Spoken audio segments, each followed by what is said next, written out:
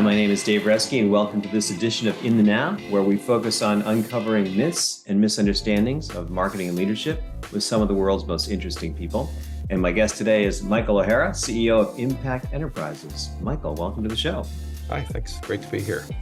So Michael has a fantastic resume and history. He's served as a CEO and COO of a variety of SaaS technology, education, marketing, and lead generation companies. He has experience working with global and domestic companies in leadership development, scaling revenues, organizational design, marketing, and capital development. He has a broad history in a variety of business strategies, including lead generation, sales, technology, M&A, and finance, with companies ranging from early stage to multi-billion dollars in annual revenue. Wow, that's impressive. And I'm exhausted just thinking about all you've done. My mother wrote it. Yeah. Your mother's a very good publicist for you. I'll ask you later what was your favorite role, but we've worked together on clients, and I've always appreciated your strategic thinking and your focus on getting things done. Not everybody can kind of do both of those things, so I'm looking forward to talking more about that. But in preparation for this call, we had a great conversation about work-life balance, and I'd like to ask you to start by smashing a myth about creating work-life balance in your life and your career. Should people be doing that? It doesn't exist. And I liken it to, we'd sooner find a leprechaun at the end of a rainbow with a pot of gold and handing it up to you than you're going to find work-life balance. And I think, and I read and I see these comments all the time about people, how you need to achieve balance. So you do need to have balance. You need to set your priorities about home. If your kid is sick, you need to be with your child. If your wife needs you or your partner needs you, you need to be there. But at the end of the day, it occurred to me, someone was saying, how do you manage this? And you're always working, it seems like. And it occurred to me, and I was thinking about my wife and how she had let me kind of do my job at one point in time. I had an office in Israel, and the work days there are Sunday through Thursday. And you can't not, be working with the office when they're open if Sunday is their first day of the week. And it occurred to me that I had figured out an alternative work-life balance, and it's integration, work-life integration, I call it. So you allow work to be integrated into your life, and life to be integrated into your work. If you need to do an email at 9 or 10 o'clock at night, you send out the email. If you need to be home because your child is sick and your partner needs to be working, you go home. If you want to be a good dad, you go watch your daughter play her field hockey game, and you don't feel guilty about leaving the office and going to watch your daughter play a field hockey game. At the same time, you don't feel guilty when you're doing a little work on a Sunday night or in front of the the NFL. It's how can you integrate your whole life into your whole life. So work gets integrated into everything that you do, and your life gets integrated. It's not that you don't set priorities. It's not that you don't, I had a colleague I worked with one time. He was a chairman, and his daughter was sick in Boston. And I said, oh my gosh, you need to be there. I said, I'll cover for you. Everything will be fine here. And he said, no, I'm not going to go. I said, oh, this is serious. I said, you should, hop the train, hop a flight. No, I don't need to be there. And I thought to myself, I said, wow, being a dad is the most important thing I have. Being a son and being a husband is probably second. Being an employee is number three. Yet some people will say, you never stop working. So work is my mistress, but I also know how to prioritize that. So it's work-life integration. Yeah, no, that's really powerful. Let me just see if we can unpack that a little bit for different situations. Does it work, or is it easier when you're kind of an entrepreneur, you're running your own business, or you're working for somebody else in a big company and you're not working remote? Or do you have the same issues in work-life balance, or can you achieve work-life integration as easily if you're kind of working for the man? Not only can you do it, but it's all about managing and setting up expectations with your superiors. Whether it's if you're the CEO, it's your board of directors or the chairman or something like that. If you're a line worker or something like that, it's your supervisor, and saying, next Tuesday I'm going to be at my daughter's soccer game, and I'll certainly make up for that. I think I do that because I'm always working, but it's just managing and setting expectations. And I think it's really imperative that people have that kind of conversation, equal stature with their bosses, with their supervisors, and their understanding. I think they'll watch and they'll say, wow, she really does work hard, and she's, really always wired. If you send a, information or a text or a Slack message off hours or something like that, do you respond, and things like that. I have had to have conversations with people, that say, if the place is burning down, you call me at 3 o'clock in the morning on Sunday, that's okay. If you're calling me to say, check in and saying, hey, how you doing? How's your weekend at 10 o'clock on Sunday night? That's crossing, that's crossing over a bit too far. So, it's just managing those expectations of we manage, by the way, up as we manage down, even you and I mean, you really do. I mean, I go home, or back when we used to work in an office, and you had two daughters and a wife that was your boss, but you had boards and you had directors that you're never the ultimate authority unless you're just a complete, wholly owned, or, it's just your own business. But so you manage up, and having that conversation with your boss or your boss's boss, and managing those expectations, they'll respect you. They'll respect you for that. Yeah, so that managing up is really an important part of that. Is it easier, do you think, if you love your job and you love your work, to be having that work-life balance? Because, I love what I do, running this agency. And so I don't mind checking my email when I'm on vacation or responding to a client on a Sunday afternoon. It's part of, just part of like my mission and like how I feel about my world. But if you hate your job or you're frustrated, is it harder to have that work-life balance? Do you feel like that's just kind of intruding? And is that kind of a core of how you should think Oh, about there's no doubt, but maybe you wouldn't hate your job so much if you establish the right kinds of communications with your bosses and it? managing those expectations. There are people that will abuse that relationship. I've had people in superior positions that will text you or call you on a Sunday night saying, how's the weekend? And you have to be able and be willing to say, look, let's have a conversation. I'm okay. You call me anytime, about work and things like that. But if you're just calling to check in or to see if I'm paying attention to whether or not I'm on Slack, then that's a problem. And you need to have that conversation. And if you don't like your job, if you're unhappy, yeah, it makes it even harder, because you're bitter about sharing your personal time with the office, especially if there's some expectation of you, watching your Slack messages because there's a big contract out there or a proposal out there. So it does put more pressure, on the individual, but it doesn't make it any less important to have that conversation. So what do you say to people who are on the other extreme, who are just not, who kind of spending all their time at work and because they want to, and not spending the time they need in their own lives to kind of, invest in family, friendships, relationships? Is there a message for them on work-life balance Yes. I as mean, I well? have that conversation all the time. I mean, if someone texts me about something or slacks me about something that's not super important on way off hours, I'll say, my first question for you is, why are we having this conversation now? Why aren't you with your family? Is Mm. this something that we can both talk about Monday when you get back to work? Because I'm here if you need me, but you should be spending time with your family. You should be spending time, because you really do need to leave work mentally and physically, and be able to check out and be a good dad, and be a good partner, and a good neighbor, whatever it is, a good sports fan. But it's just boundary conditions. It's knowing that. But I've had that conversation with people a lot. It's like saying, I'm happy that you're working this hard. I've found that some people, if I slack them, because again, partly his age, but if I think of something, I might just quick send an email or quick send a Slack message. And I find that some people respond right away, and I'll say, look, this can wait till Monday.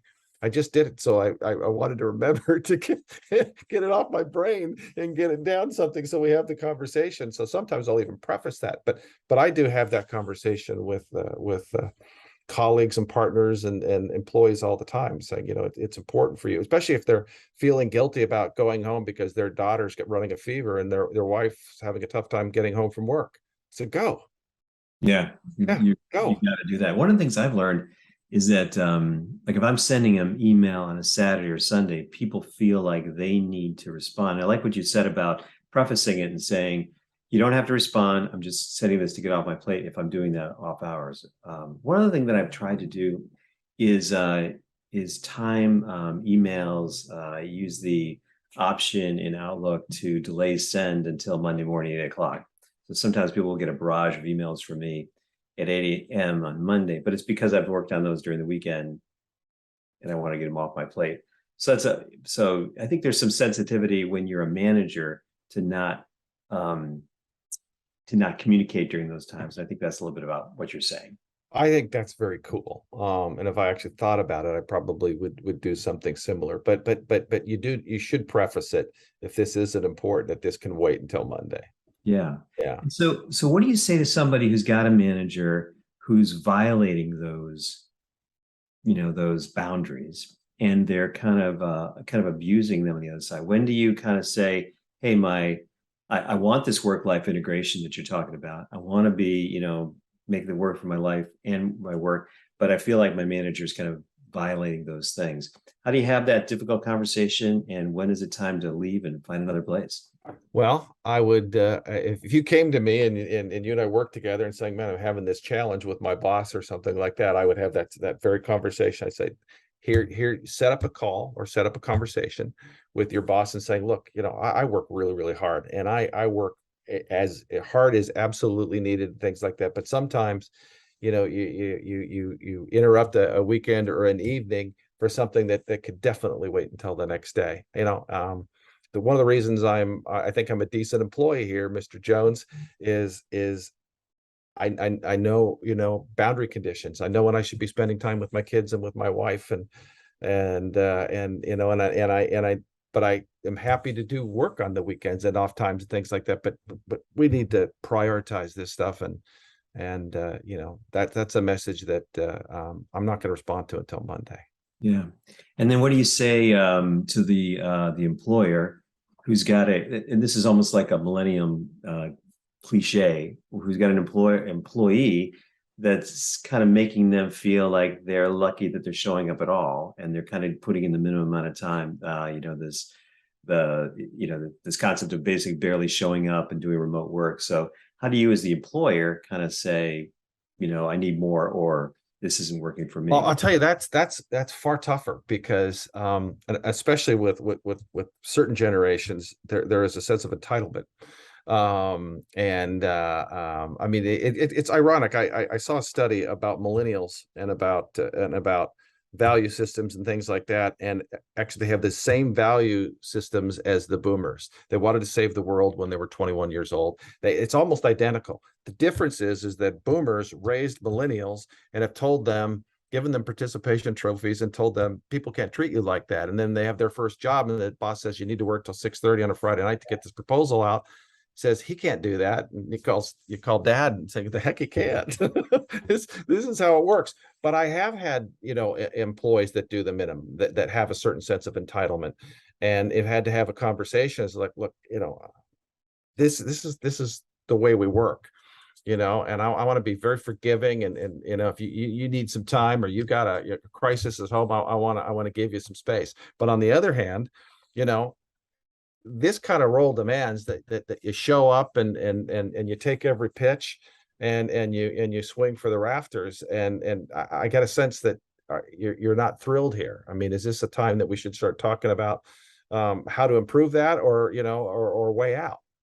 It sounds like you're really good at what I'll call, from the book, radical candor.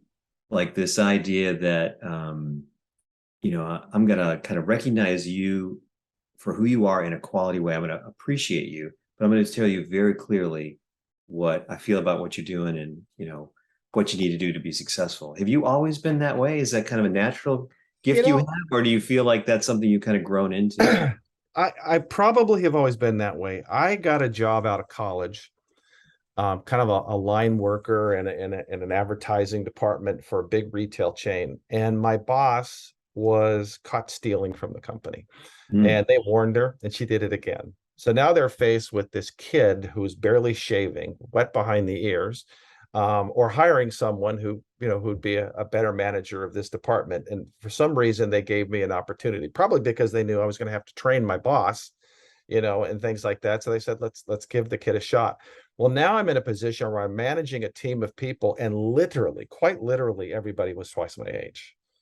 I literally barely shaving, and I'm now telling people what to do. You can't go to them and say, David, and David says, well, why should I do that? I don't agree with that. And say, because I told you so, or because I know better, because I didn't know better. And to say I told you so is not a way to win friends and influence people. So I had to work, this wasn't intelligence. This was just evolution, but a collaborative style where I'm kind of like selling people that work for me on an idea. And partly because I was just so young. And I think I've kind of taken that with me throughout my career, and I haven't changed that. Now I'm older and maybe have given more authority. I still don't think. I think you and I talked last time about a Norman Schwarzkopf quote that my favorite is: "A title gives you responsibility, but people give you respect." And we have to earn people's respect. We can't legislate the respect. We can't demand respect because I'm bigger, more powerful, or make more money, or better educated, or have a higher title. As you're managing up and you're managing down and you're managing across, you want to bring people across to your way of thinking, hopefully, and you want to be open to their line of thinking. It's kind of emotional intelligence, really. Yeah, that is super powerful. And that respect that you earn, that pays off huge in work-life integration on the work side and on the personal side, doesn't it? Because you kind of you show up and you earn that respect in both areas. And I think that feels like that's part of what makes that work. If you don't have respect for the people you work for or your friends or family, both of those are gonna feels like that's gonna fall apart. Well, going back to that point of that man that wouldn't go back to Boston to see his daughter who was ill in the hospital, I lost a lot of respect for him. Hmm. Smart, savvy, had some vision and stuff like that, but he wasn't a good guy. And all of a sudden his flag, dipped in my perspective, because he didn't know where to draw the line. And is there anything more important? I mean, um, we would take a bullet for our kids. I mean, we would do anything for our kids. There's not any other kind of love that's stronger than that. And how could you not go home, for your daughter? So I had lost some respect there, but I realized he didn't have a sense of balance. He didn't have a sense of respect for his own family, that or knew what was important. Part of it's emotional intelligence, and that's something I've now reluctantly decided that you're not born. You're either born with it or you're not. It can be nurtured to some degree, but there are a lot of people that just have no emotional intelligence. They don't know when to come out of the rain. Yeah. They don't know how to create the right kinds of boundaries. Now, if he can't make that own decision with his daughter, how can I expect him to make a decision with the future of the company? Yeah, absolutely. These are some amazing ideas. Hey, I want to transition a little bit to talk about some of your work and things that you're doing now. You're involved, your company Impact Enterprises. Tell me what Yes. that's all about. Yes. So this is a labor of love, really. The founding partners came to me a few years ago, and they saw the work that I had been doing in the inner city and with education. They knew I'd been president of Education Dynamics and things like that. And they said, "Boy, we have a CEO opportunity for you." And so I took a look at this company, and it is an impact outsourcing company. Impact means you are living within the guidelines that you are helping to a struggling community, whether it's here in the United States or it's abroad. I run this company in Chapada, Zambia, which is an eastern rural Zambia, very agricultural world. And the original founder of our company, who founded this company back in 2013, had built NGO school, non-government organization schools in Zambia as part of his going out and saving the world initiative out of college. And he really, put together these beautiful schools and so you have a great curriculum. You hire teachers, you raise money, you build these schools, and then you graduate these children in the eastern provinces of Zambia. And now what? You can't get into college. You don't have the money. You don't have the CV to get into college at that point, graduating high school, but you're smart, you're able, and you're willing. It's up to 59% unemployment in eastern provinces of Zambia and up in the Copper Belt. So he started this company saying we have to have something where we can train and employ young Zambians. because there's research that shows for every Zambian that you employ, it feeds 6 mouths. So there's a sort of a moral responsibility to these unemployed people, and it's a fabulous culture, wonderful human beings. And we do data labeling for artificial intelligence, machine learning. You have to draw boxes around objects or video objects or natural language processing in order for a computer to say, I've seen that enough, I know that this is a fire hydrant. I've seen that enough, I know that this is a scrape on a container ship. Or we did a project recently where we're drawing boxes around power lines. So you've got power lines as they're closer to the camera, going away from the camera, thick pixels, small pixels, and then computers can learn when something is going wrong and identify when there's going to be a transmission failure. So we do that. We do back-end customer support and customer service via chat. We do data curation for social media and content, and categorize things. We respond as people on social if needed. And then our big nut is where we do data research for lead generation. A company in London comes to us and say, we're trying to reach CTOs in these countries, and they need to be companies 100 to 300. And we want to know a little bit about this person before we write them a note. So we'll do the research to find out that David Reski, who spoke at a conference, and this is his opinion, and then the copywriter can write that specifically. We don't write the copy, but we do all the research. Wow. So that sounds like a really interesting and very complicated company to run. So because you're doing all these really important business services, and you could be doing these services with people in the US or Europe or India or Zambia. Right. How do you connect the kind of the mission, and why Zambia? Is really just because it started there, or it's because it started there. There's a huge need. This need is all over Africa. It's all over developing in third world country, what we used to call third world countries, and it's certainly here in neighborhoods in the United States. We have the same challenges. I mean, I always say without educating the urban inner cities of America, we're never going to reestablish a middle class in those cities. And it's actually part of that which got these people at Impact Enterprises and me on their radar. But so you're managing a team in Zambia, which is always a challenge, although we've become better and better at online, conversations and communications and job reviews and hiring and firing and all the things that you need to do. We can do online. About 60% of our customers are in English-speaking Europe, and the other 40% are here in the United States. We do literally no business in Africa. Not by design. It's just that the companies that need to scale these kinds of businesses. I mean, look, it's very attractive, the kinds of rates we can charge. We can be 20% of what someone would need to do it for if they did it domestically here in the States or over in Europe. But the tiebreaker, what wins all ties, is the fact that we're doing such a wonderful service for these young people in Africa. And because of the high unemployment rates, we have an enormous bucket of people to pick from. I mean, we can really cherry pick the people who have the right attitude and who did well in school and where they want to go with their lives or their careers. We can employ them. We put them through something called an Impact Academy, which isn't just training how to do better research with Excel or Airtable, and spreadsheets and things like that. But we can teach women how you don't let men treat you in the workplace. We can tell men how you don't treat women in the workplace. We can teach cultural things as well as sort of academic enrichment. If we do a good job with these high school graduates, they have a better chance of getting into college and getting scholarship money. But we're also now finding ourselves hiring college graduates who are also unemployed, because some of the data, the intensity that we're doing requires a little bit more experience, a little bit more education to do it. But we're still providing a job for the unemployed. And we bring in meals every day. We provide transportation if the sun is down. Zambia is a incredible place to do business because it's it's always been English speaking. I mean, they do speak tribal languages in the villages, but they also speak English. They were born and raised speaking English. Zambia is the only colonial country in Africa that had a peaceful transition when it changed over from the English colonialism to back to an African country. It was North Rhodesia. It was the only country in Africa that elected their president that didn't have a civil war.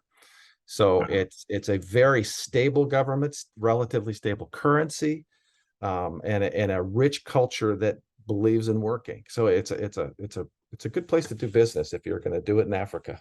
Yeah, I think that sounds so exciting. You and I talked about some work I did with nonprofits in Zambia, and I love what you're doing there because it's so sustainable. So, it's the old cliche: give a person a fish and they'll fish, eat for a day, and teach them to fish and they'll, eat for a lifetime. Right. And so you're building a sustainable business and an economy there that could make a huge difference for thousands of people over generations, rather than giving them some food or whatever. Right. And so there's no need to leave Zambia right now. We could be pretty darn big before we've saturated the pool.